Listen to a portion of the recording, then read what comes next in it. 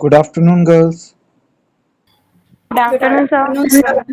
Good afternoon, sir. Good afternoon, sir. Good afternoon. Good afternoon, everyone. Sir आप 1.5 घंटे की class लेते हो?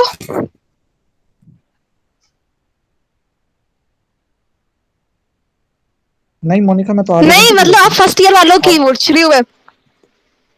फर्स्ट वाला मेरी बहन ले रही थी ना वो क्लास। कि क्या नाम है तेरी बहन का? तन्नू। तन्नू। हाँ जी। अच्छा, वो फर्स्ट ईयर में है? हाँ जी। अच्छा, तो वो उसे कहती नहीं सर पता कि कह रही थी सर हाँ। बहुत लंबी लंबी क्लास लेते हैं।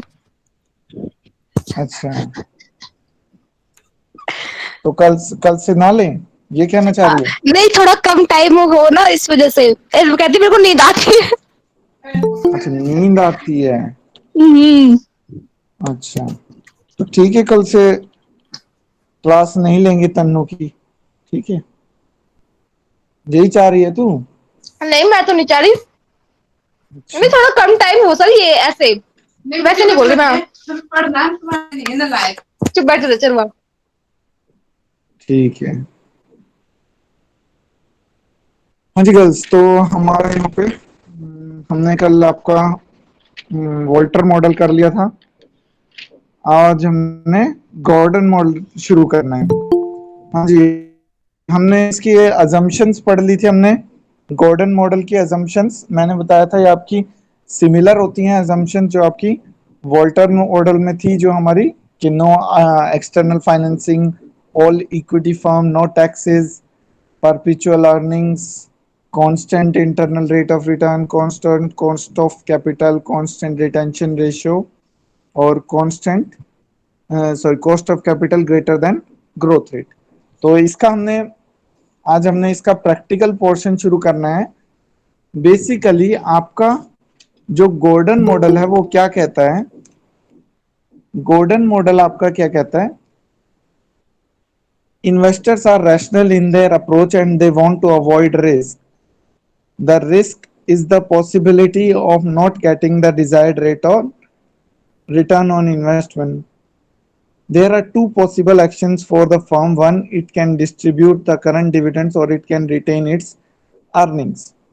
ठीक है, तो या तो वो अपना सारा जो अर्निंग्स है उसको डिस्ट्रीब्यूट कर दे, या फिर वो अपने अर्निंग्स को जो है क्या करे, रिटेन कर ले।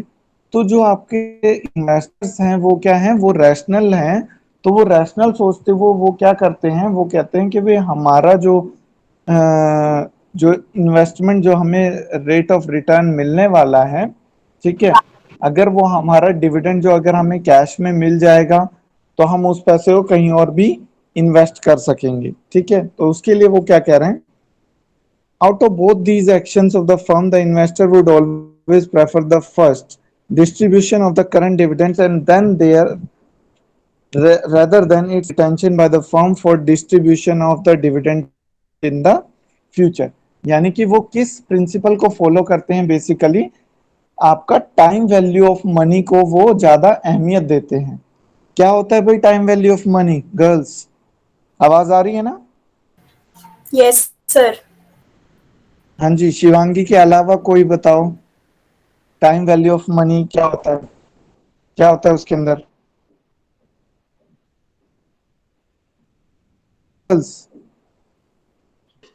Yes, sir.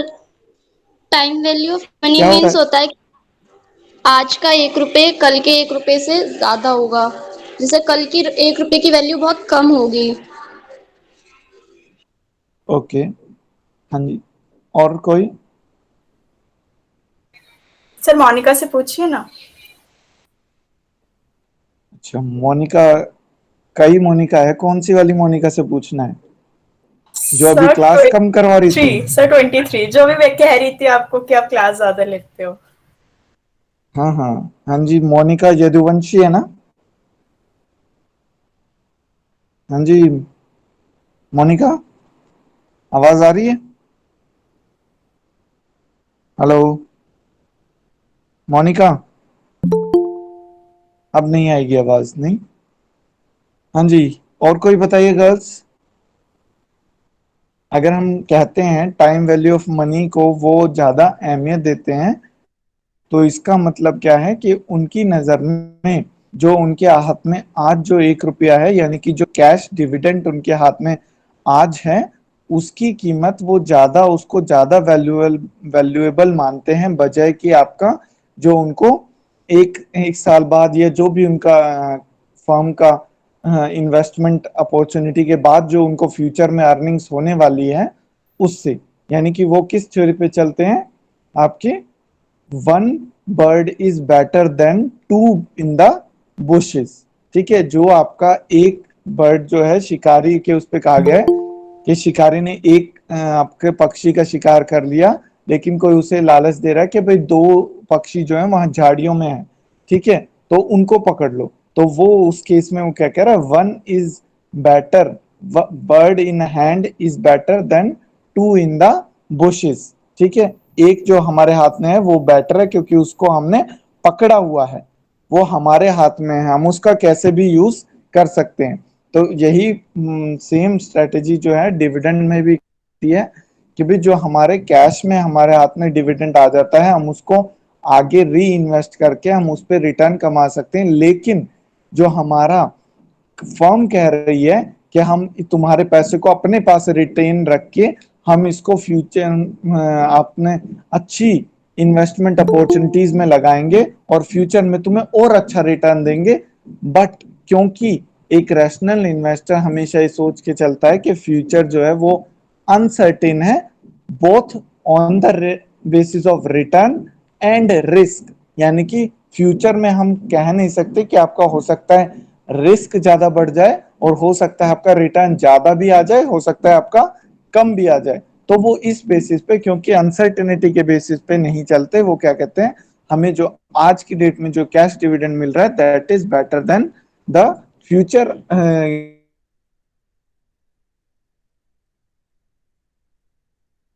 Firms investment. तो यहाँ पे वो कह रहा है, out of both these actions of the firm, the investor would always prefer the first distribution of the current dividends then and there, rather than its retention by the firm for distribution of dividend in the future।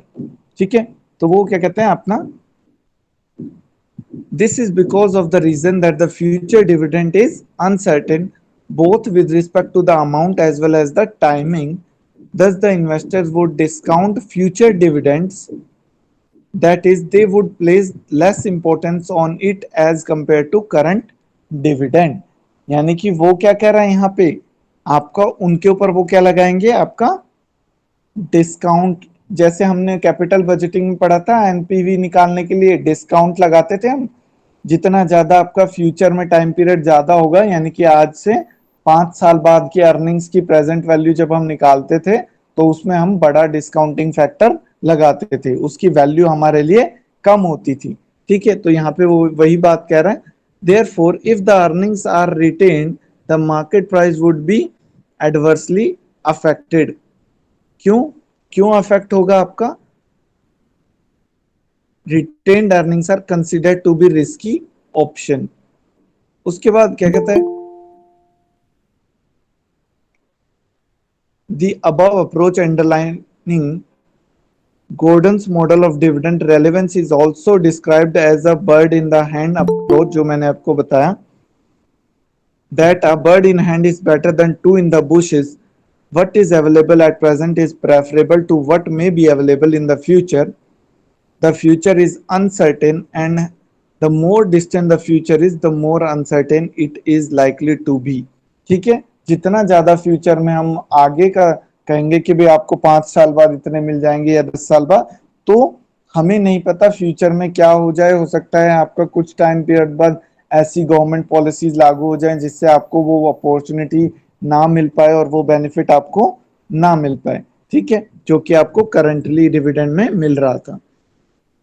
ठीक है, उसके बाद यहाँ पे वो क्या कहता है, investors would naturally try to avoid the uncertainty, in fact they would be inclined to pay a higher price for shares on which current dividends are paid, and they would discount the value of the shares of a firm which postpones dividend, यानी कि वो उन shares पे यानी कि retained earnings पे वो आपका डिस्काउंटिंग फैक्टर लगाएंगे, डिस्काउंट करेंगे जो आपका फ्यूचर अर्निंग्स जो है वो आपको डिविडेंड जो है रिटेन किए जा रहे हैं.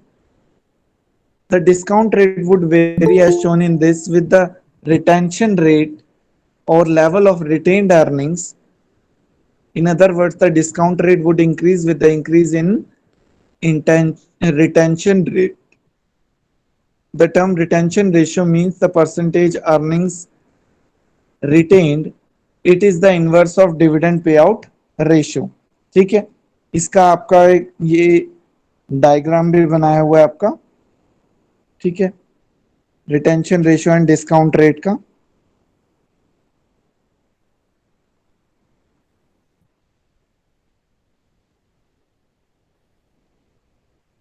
ठीक है, यहाँ पे आपका क्या है, रिटेंशन रेशियो.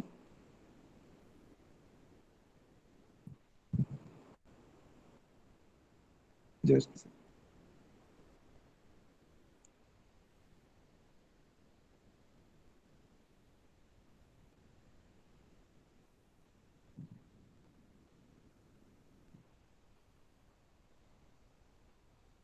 रिटेंशन रेशियो और यहाँ पे आपका क्या है, discount rate.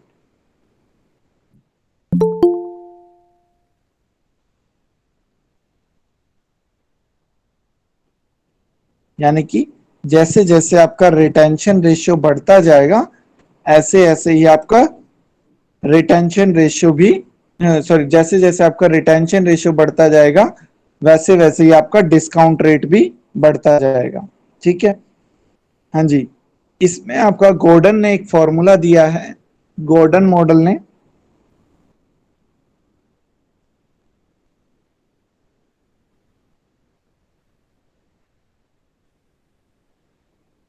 Just I think ये स्क्रीन फ्रीज हो रही है आपकी. जस्ट उसी तरीके से एक तरह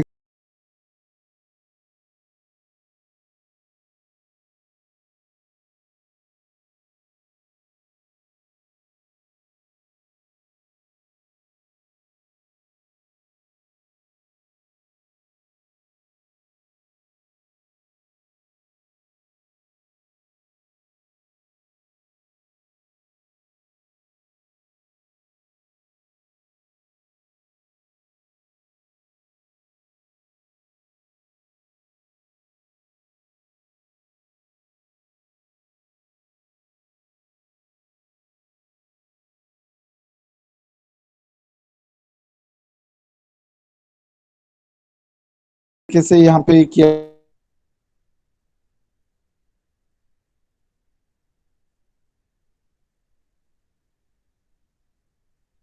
हुआ है. कैसे, हाँ जी, अंडर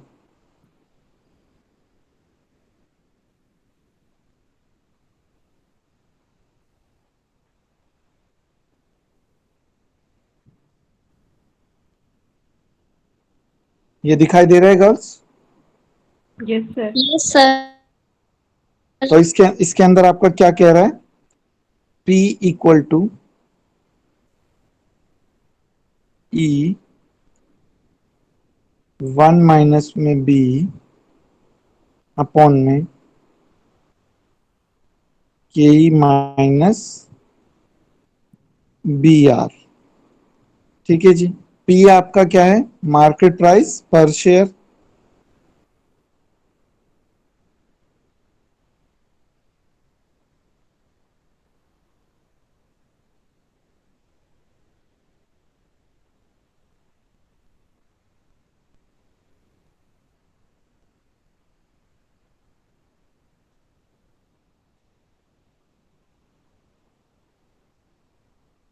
पी आपका क्या है, मार्केट प्राइस पर शेयर. उसके बाद आपका ई आपका क्या है, अर्निंग्स पर शेयर.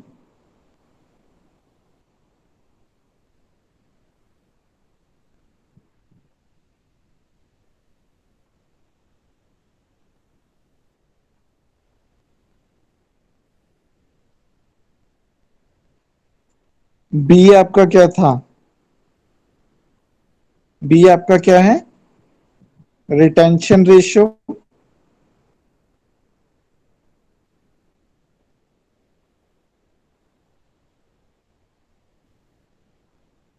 रेशियो या फिर इसमें परसेंटेज कह सकते हो आप। बी आर या ग्रोथ इक्वल टू क्या है आपका? Growth rate. ठीक है,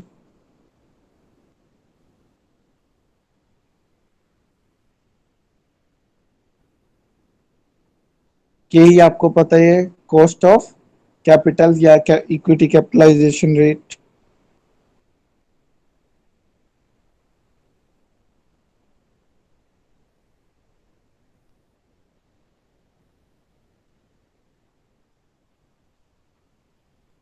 ठीक है जी। ये हमने कॉस्ट ऑफ कैपिटल या के क्यों लिखा है यहाँ पे, क्योंकि हमने अजम्पशन में क्या लिखा हुआ है? All equity firm. यहाँ पे देखो अजम्पशन में हमने लिखा है गॉर्डन्स मॉडल की all equity firm. This model assumes that the firm is an all equity firm and it has absolutely no debt। तो यहाँ पे कॉस्ट ऑफ कैपिटल कह दो या फिर कॉस्ट ऑफ इक्विटी कैपिटल कह दो, क्योंकि डेट तो है ही नहीं इसमें। ठीक है, तो नेक्स्ट, अब जैसे हमने उसमें आपका ये चीज प्रूव की थी, ठीक है, कि भाई आपका जैसे हमने आर ग्रेटर था हमारा के से, तो हमारा क्या था? Growth firm. R equal to K था हमारा क्या था? Normal form. Normal firm. और R is less than K था हमारा क्या था? Declining firm. डिक्लाइन तो फॉर्म। हाँ जी, उसी हिसाब से हमारा यहाँ पे क्वेश्चन है, या आप कह लो एक तरह से तीनों का ये जो अपना गॉर्डन मॉडल जैसे आपका वोल्टर मॉडल में प्रूव किया था, ऐसे ही वो एक तरह से प्रूफ बता रहा है कि भाई अलग अलग डिविडेंड पे आउट रेशियो या रिटेंशन रेशियो पे आपका क्या वैल्यू ऑफ फर्म रहेगा। ठीक है, और आपका अलग अलग आपका ये जो आर है, ग्रोथ फर्म का आर, आपका नॉर्मल फर्म का और आपका डिक्लाइनिंग फर्म का, जो अलग अलग आर हैं, रिटेंशन रेशियोज है और डिविडेंड पे आउट रेशियो जो है, ठीक है, उस पे क्या क्या रहेगा। तो यहाँ पे देखो सबसे पहले आपको क्या दिया हुआ है? के ई आपको दिया हुआ है आर। आर कितना दिया हुआ आपको? 0.15। दूसरा आर क्या दिया हुआ है आपको? 0.10। ये आपका ग्रोथ फर्म का है, ये आपका नॉर्मल फर्म का है, और जो तीसरा है आर वो आपका क्या है? 0.08। ये आपका डिक्लाइनिंग फर्म। ठीक है जी, ये आपका तीनों का आर दिया, उसके बाद वो क्या कह रहा है? के ई कितना दिया हुआ आपको? 0.10, 10%। और अर्निंग्स आपको कितनी दी हुई है? ₹10। और यहाँ पे आप क्या दे? You are required to calculate dividend policy and the value of the firm using Gordon's model when आपका अब यहाँ पे दिया हुआ है dividend pay out ratio. Dividend pay out ratio, और यहाँ पे क्या होगा? Retention ratio.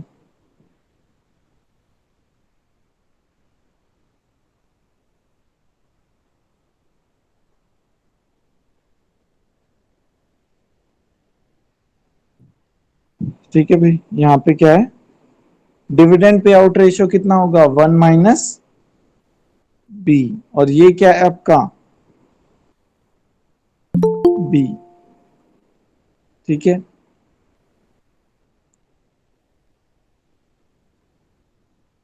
यहाँ पे फर्स्ट पार्ट में आपका ये कितना है? डिविडेंड पे आउट कितना है? 40%। तो ये कितना हो गया आपका? 60%। ये आपका 60%। तो ये आपका 40%। थर्ड ये आपका 90%, तो ये आपका 10%। ठीक है, बी अगर 60 होगा तो आपका 1 - b 40 हो जाएगा। तो ये आपको गिवन है, आपने इन तीनों के बेसिस पे आपने निकालना है। अब वही आप करो, 3 कॉलम बना लो अपने।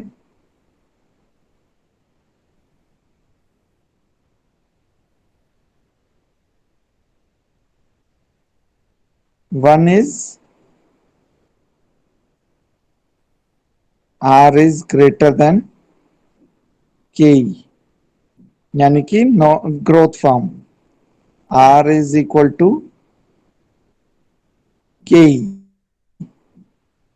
थर्ड है आपका आर इज लेस देन के। ठीक है, अब यहां पे एक क्या बना लो आपका, एक में आपका डिविडेंड क्या हो जाएगा, 1 - b आपका 1 - b इस फॉर्मूले में पुट कर लो। ठीक है, कौन से वाले में,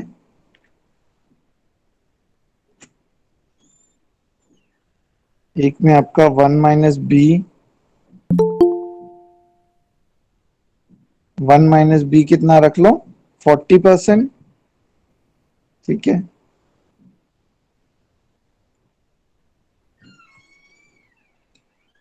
ठीक है, और सेकंड में आप ऐसे ही 60%,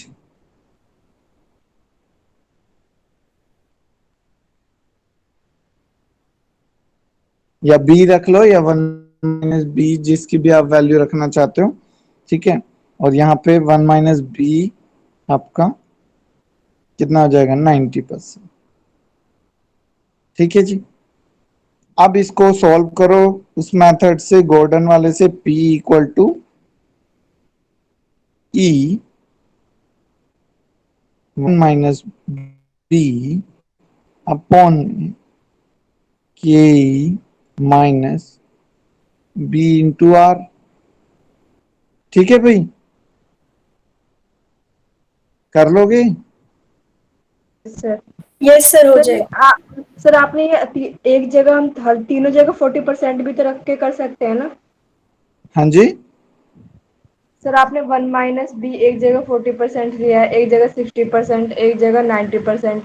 तो सर तीनों जगह 40% भी तो करके देख सकते हैं ना।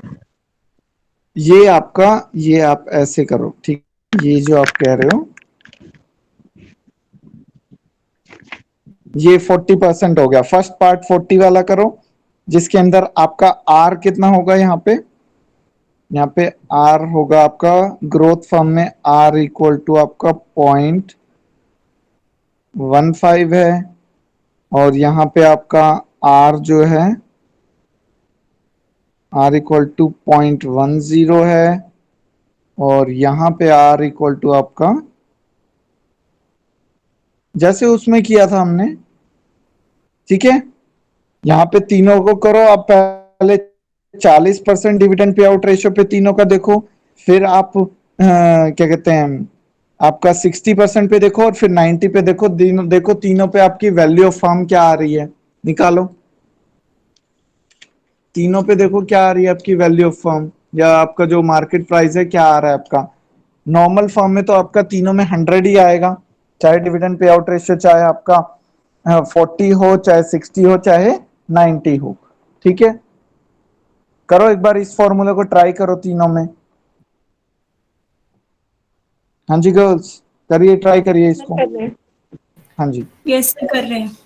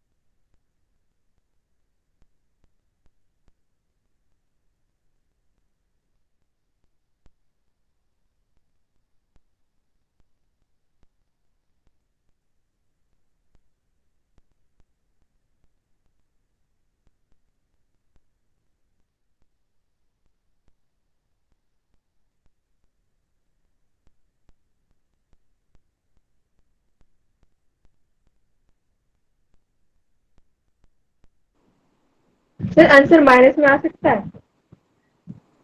माइनस में नहीं, माइनस में तो नहीं आ सकता भाई।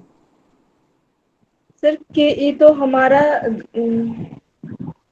एक मिनट, के ई तो हमारे साथ 0.10 है और बी आर ग्रोथ रेट है इसका 0.15, तो सर 0.10 में से 0.15 जाएगा तो माइनस का 0.05 तो आएगा। जस्ट ये देखो, फर्स्ट वाला आपका, फर्स्ट वाले की बात कर रहे हो ना? Yes sir. अर्निंग्स कितनी है भाई आपकी? 10। 10 रुपीज। ठीक है शेयर। जी। 1 - बी मैंने लिया है 40%। 1 - बी आपने 40% लिया है। जी। ठीक है। 1 - बी आपका कितना आ गया? 40%। ये आ गया आपका पॉइंट का 40। जी। ठीक है जी। अपॉन में के ई कितना है भाई इसका, ग्रोथ फॉर्म का पॉइंट कितना है भाई के ई? 10। .10। जी। 0.10 माइनस बी कितना है भाई? बी देखो कितना है हमारा, 60 है बी। बी कितना है? सर बी आएगा कि बी आर आएगा? हाँ तो बी, बी इंटू आर ही तो करोगे। अच्छा, बी बी कितना इंटू है? आर। ठीक है सर। हाँ, ओके। बी पॉइंट और सिक्स जीरो आर कितना आ जाएगा? .1। समझ गए फाइव। सर। मुझे लगा बी आर एक ही टर्म है, ये दो ठीक है अलग जी। अलग टर्म। ठीक है हाँ सर। जी, बी बी अलग है। B is retention ratio, R is rate of firms return on okay sir. Investment. ठीक है। जी। अब इसको आप सॉल्व करोगे तो आपका आ जाएगा, ऊपर क्या आ जाएगा आपका? पर तो 4 आ 4। जाएगा सर। ठीक है। ऊपर क्या आ जाएगा आपका? ये आपका 40, एक डेसिमल .4 आ जाएगा ना ऊपर से। .4 ही है वैसे तो। 4 आएगा ना? 4 ही आएगा हम्म। सर। 4 आ जाएगा ऊपर। ठीक है। जी सर। हाँ जी। और नीचे आपका क्या हो जाएगा? ये .10। ये कितना हो जाएगा आपका? माइनस का इसको करो, 15 6 जा कितना होता है भाई? 90, 900। 900 और यहाँ पे कितना आ गया? .09 आ गया I think. Sir yes sir, हाँ यही आएगा। ठीक है, क्योंकि यहाँ पे 900 के बाद 4 डेसिमल के बाद 0 लगेगी। इसके बाद यहाँ पे कितना आ जाएगा? 4 अपॉन में इसको करो, कितना आ जाएगा आपका ये? Sir point point zero 01। ठीक है, इसका डेसिमल रिमूव करो, ऊपर क्या आ गया आपका? 400। 400। तो आपका पी क्या आ गया? रुपीज। पी आ गया आपका ₹400। ठीक है सर। ठीक है जी। ऐसे ही सिमिलर तरीके से आप ये करो। यहाँ पे आपका क्या आ जाएगा? ई आपका कितना है? 10। -बी यहाँ पे 40 है, तो .40 अपॉन में के ई कितना है यहाँ पे? .10 माइनस बी कितना है यहाँ पे? बी कितना है भाई? .60।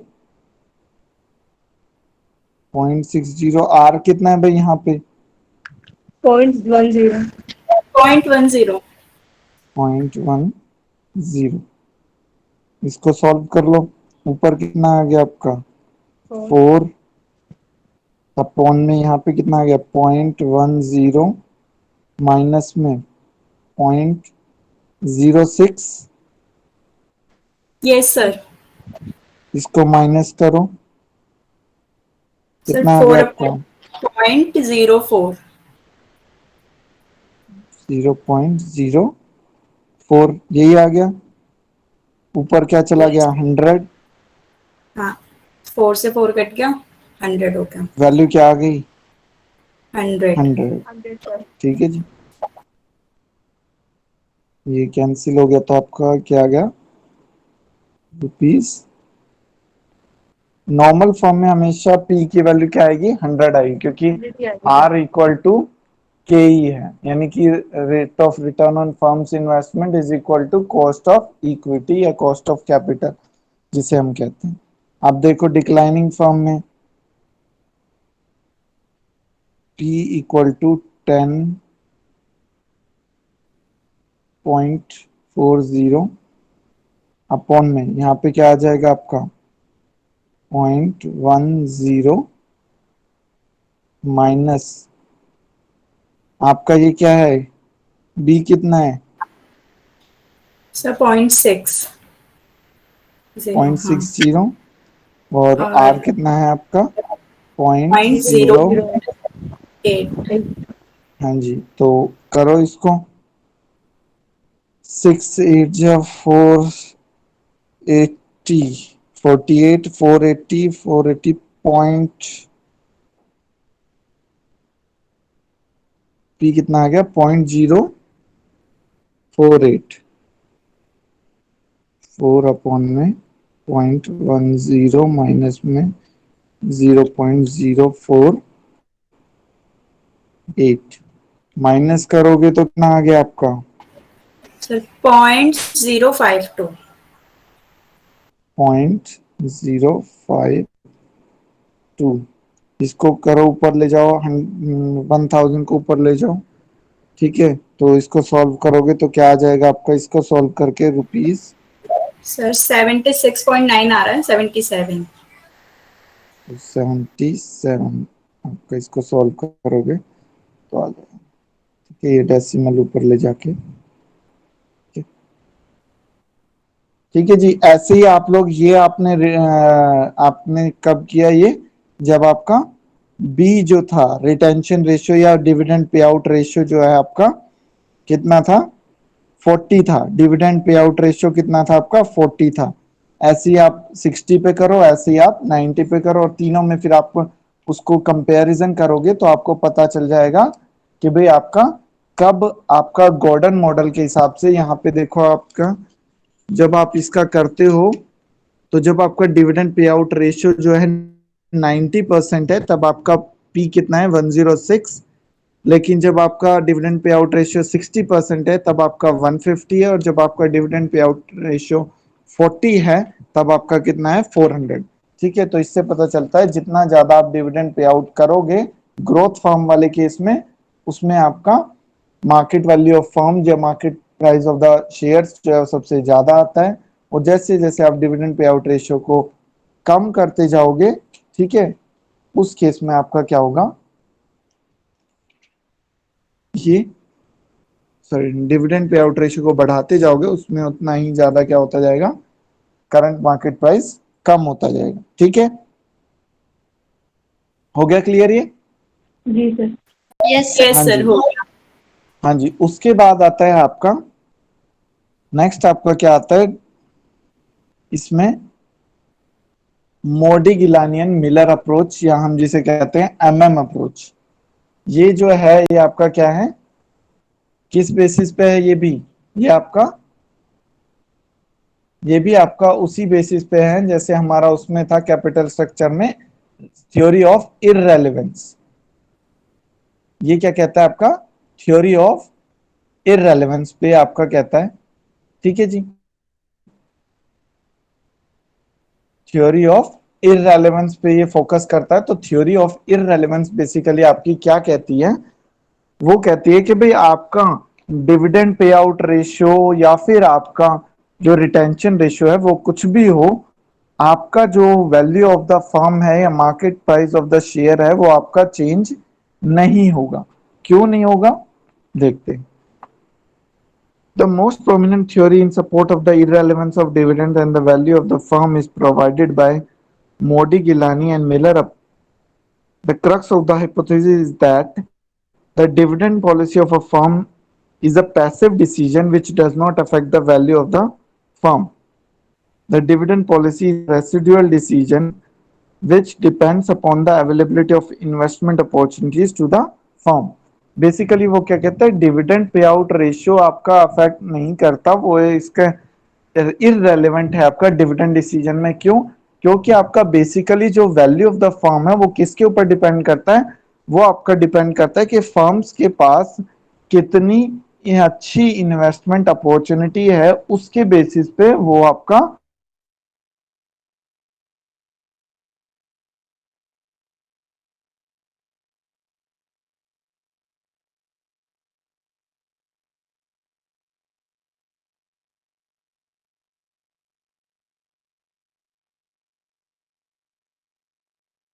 तो वो अपने पास रिटेन ज्यादा करेगी, और अगर नहीं है उसके पास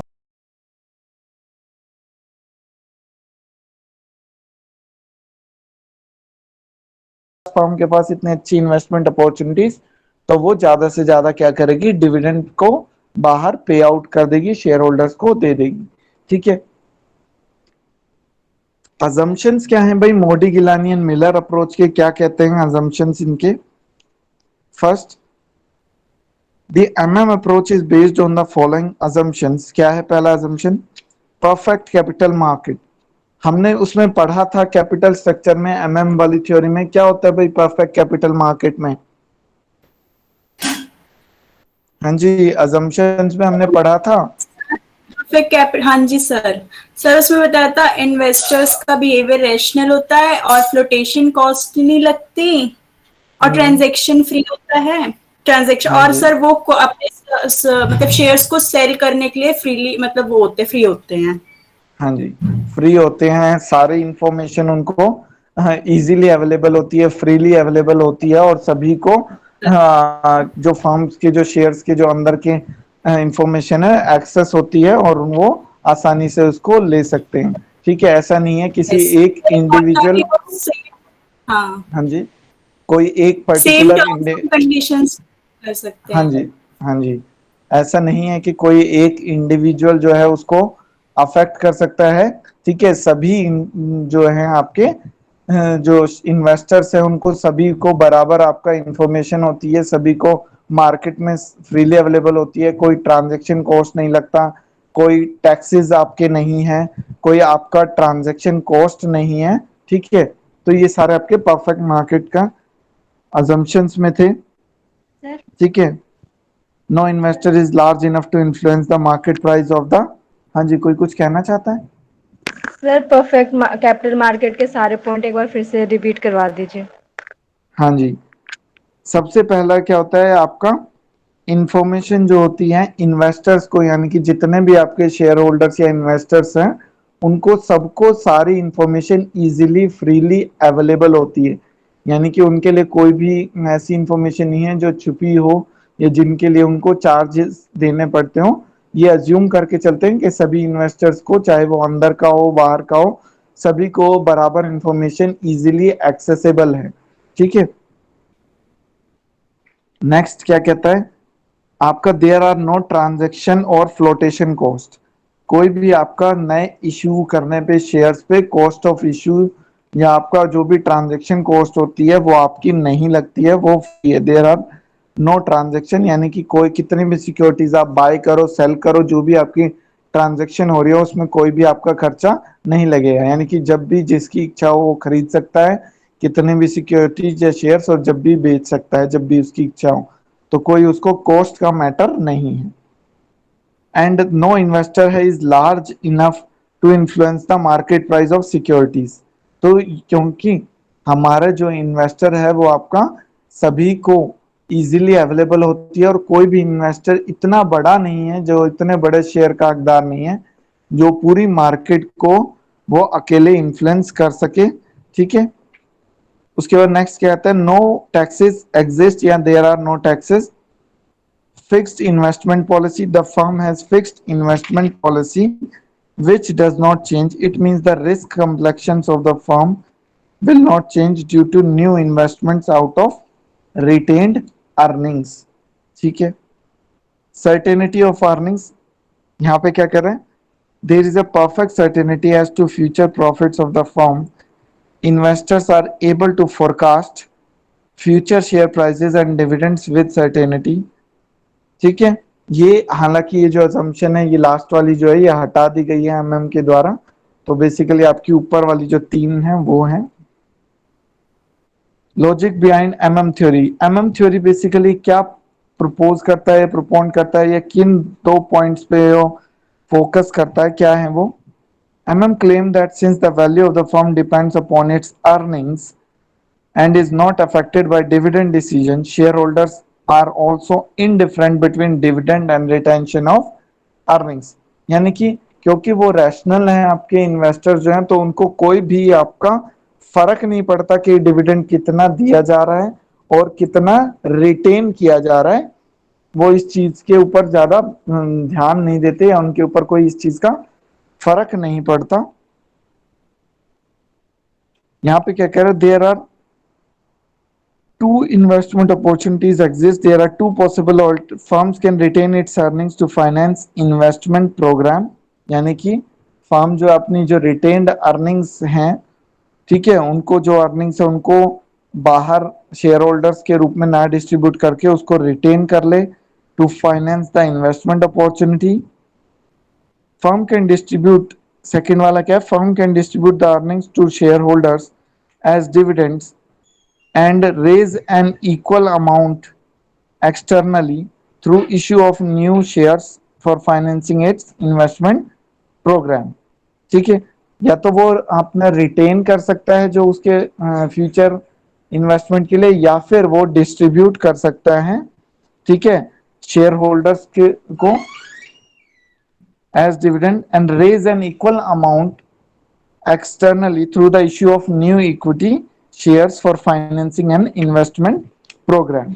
ठीक है, तो यहाँ पे दो ऑप्शन है उसके पास, या तो वो अपने रिटेन प्रॉफिट से जो थी अर्निंग से वहां से उनको शेयर होल्डर्स से को डिस्ट्रीब्यूट ना करके अपने पास रिटेन कर सकता है उस इन्वेस्टमेंट के लिए, या फिर वो उनको डिस्ट्रीब्यूट कर दे डिविडेंड के रूप में और नए शेयर्स इशू करें, जिससे कि वो नए जो शेयर से जो पैसा आएगा उस पैसे से वो जो नई अपॉर्चुनिटी, बिजनेस अपॉर्चुनिटी या इन्वेस्टमेंट प्रपोजल है उसमें वो इन्वेस्ट कर दे और पैसा लगा दे। तो सबसे पहले अब क्या कहते हैं उसका? If the firm selects the first alternative, कौन सा वाला? यानी कि इट रिटेन्स द डिविडेंड, यानी कि जो अर्निंग्स है उसको रिटेन कर ले, तो क्या होगा? इट विल नॉट पे any dividends and will retain the earnings to finance investment program. If a shareholder wants cash, if a shareholder wants cash, he can create a homemade dividend by selling a part of his shares at market price. The shareholder will have less number of shares. He has exchanged a part of his holdings in the firm to a new shareholder for cash. Neither the firm nor the shareholder loses or gains due to this transaction। वो क्या कह रहा है कि भाई जो अगर first option company choose करती है, कंपनी के पास मैंने बताया दो ऑप्शन है, या तो वो रिटेन कर ले अपने इन्वेस्टमेंट के लिए, फाइनेंस करने के लिए, या फिर वो शेयर होल्डर्स को डिस्ट्रीब्यूट कर दे। तो अगर वो फर्स्ट ऑप्शन चूज करती है, फर्स्ट ऑल्टरनेटिव चूज करती है वो, और वो अपने पास जो है शेयर होल्डर्स को ना देके वो कैश को अपने पास ही रख लेती है, ठीक है, तो क्या होगा? शेयर होल्डर्स के पास पैसे की कमी हो जाएगी, उसके पास कैश में पैसा अवेलेबल नहीं होगा, तो वो क्या करेगा? वो उस कैशे की पैसे की भरपाई जो है कैसे करेगा? वो अपने हिस्से के कुछ शेयर जो है मार्केट प्राइस पे जो है उनको बेच देगा। उनको बेचने से क्या होगा? उसके पास कैश आ जाएगा, ठीक है, लेकिन उसके जो होल्डिंग्स हैं, जो नंबर ऑफ शेयर्स उसके पास थे वो कम हो जाएंगे, ठीक है, तो उसके पास उसकी कैश की जरूरत पूरी हो गई और उसके शेयर्स कम हो गए। लेकिन company point of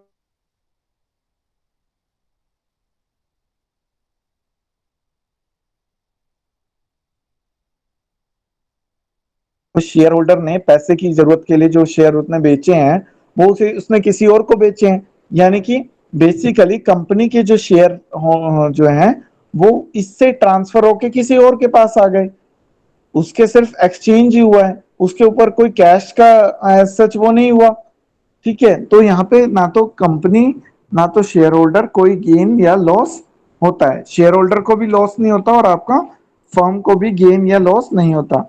value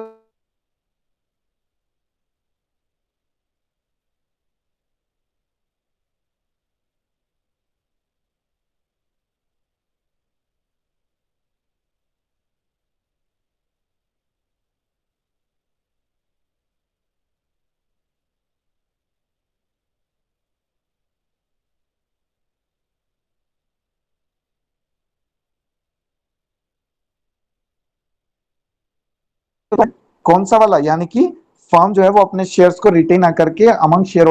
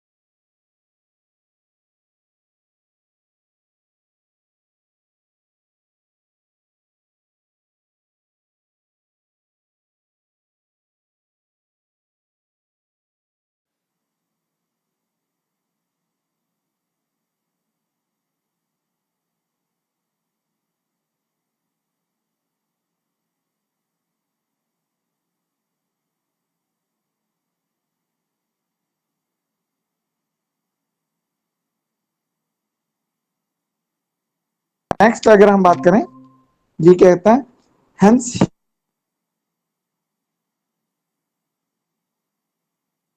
earnings, which implies that the dividend decision is irrelevant. Firm also will not be affected by payment of dividend because the effect of dividend payment will be exactly offset by the effect of raising additional share capital. यानी कि वो जो उसने cash में dividend दिया है उसको वो क्या करेगी, कैसे करेगी भाई, जो उसने कैश में डिविडेंड दे दिया उसका अब उसको कैश की कमी हो गई, अब उसे बिजनेस अपॉर्चुनिटी अगर कोई आती है तो उसके लिए पैसा चाहिए होगा, तो वो क्या करेगी, नए शेयर्स इशू करेगी। जब नए शेयर्स इशू करेगी तो नंबर ऑफ शेयर्स जो है वो ज्यादा हो जाएंगे, नंबर ऑफ शेयर्स जो है वो ज्यादा हो जाएंगे तो अर्निंग पर हो जाएगा। ठीक है, नंबर ऑफ शेयर्स होने से आपका अर्निंग पर शेयर आपका डिक्रीज हो जाएगा। ठीक है, हाँ जी, तो इसके जो थ्योरी पार्ट हमने कर लिया, इसका जो प्रैक्टिकल पार्ट है वो हम कल से शुरू करेंगे, मोडिगिलानी एंड मिलर अप्रोच। ठीक है, हाँ जी, ठीक है गर्ल्स, आप अपनी अटेंडेंस डाल सकते हो अब चैट बॉक्स में।